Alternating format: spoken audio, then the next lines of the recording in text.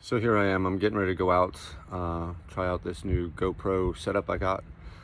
I have a Hero 8, but I was using lens skins ND filters. They come, I think 0, 8, 16, and 32. Well, I lost the 8 and 16. On the Hero 8, they're magnetic, so anything really over 50, 60 miles an hour, if you do a head check, you could easily lose one. And obviously I lost 2. So now I'm running a Luxebell cage, which is aluminum. I think they also have a plastic version, but I got the aluminum. Figured I'd give it a shot in case I drop my helmet or something. At least it won't crack and it'll protect the camera, but it does have some weight to it. I'll show you in a minute what that looks like.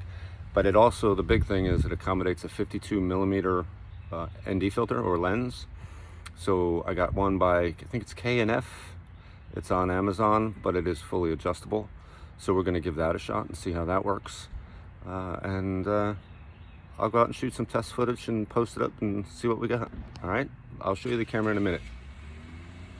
All right, so here's my Shui RF1400, equipped with my GoPro, Cardo Pack Talk Bold, best comms on the market. So if you need comms, that's the one to get. But here you go. So Luxebell cage, it's aluminum. Thing's pretty indestructible, it seems.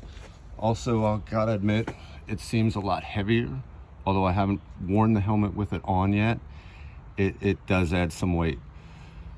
Probably makes it fairly bulletproof, but it does add some weight. We'll see what it does when I ride. I'm still using the Ulanzi door because it allows me to pass the mic right through it. The box is right there. So I love that. You just flip open the door. I'll pop this off, flip open the door, and then you can remove your battery and whatnot. So it makes it a whole lot easier. Obviously, here's the 52 millimeter lens. Yeah, I can't talk. It's by K&F. It's on Amazon. But it does, so it screws on, and then it does allow you to change the amount of ND filter. So we'll see how that works out. All right, I'll let you know.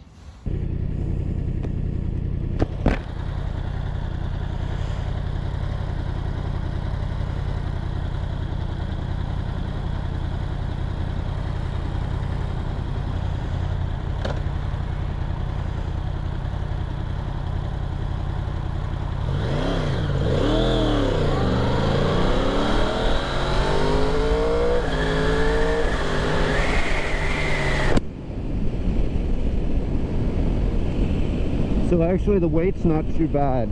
I don't really notice the additional. It's probably, if I had to, I don't know, it's a few grams maybe if I had to guess. I don't really know. It's not too bad.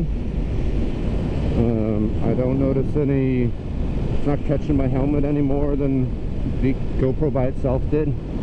So that's a good thing.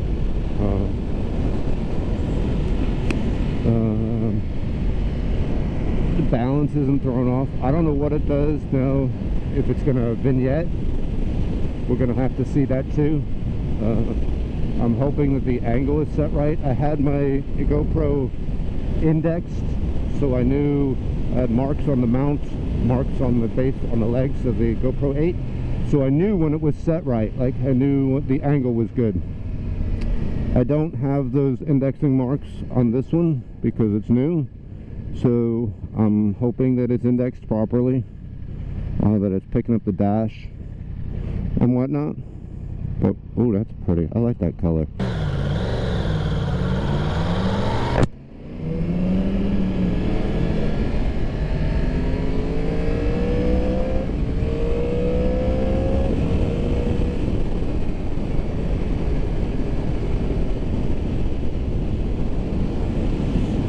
So for those that don't know, that haven't watched my other video, I've had this bike, 2021 R1.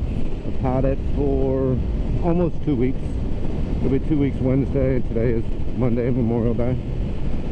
Man, this thing is great. I love this bike. I love, well, I've never, like I said in that video, I never had a bike with electronics and auto blippers and upshifters, downshifters, and I really like the upshifter. I really do. It makes life so easy, and you can just rock it through those gears. That's awesome. I love it. The bike, and my other favorite part of the bike is not necessarily the speed, it's the handling. This bike handles amazingly. It turns in, just drops into corners. It really does. Just kind of just drops into them, like it almost knows.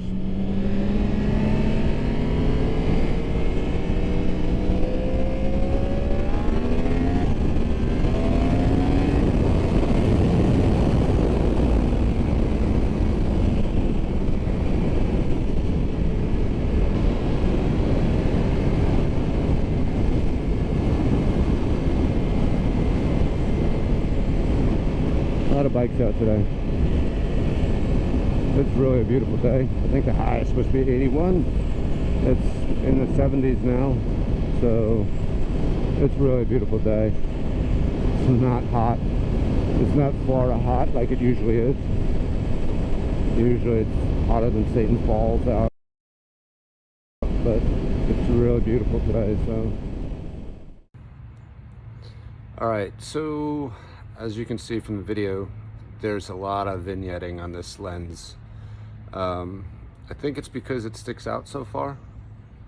So when you screw it on, you still have a lot coming out past.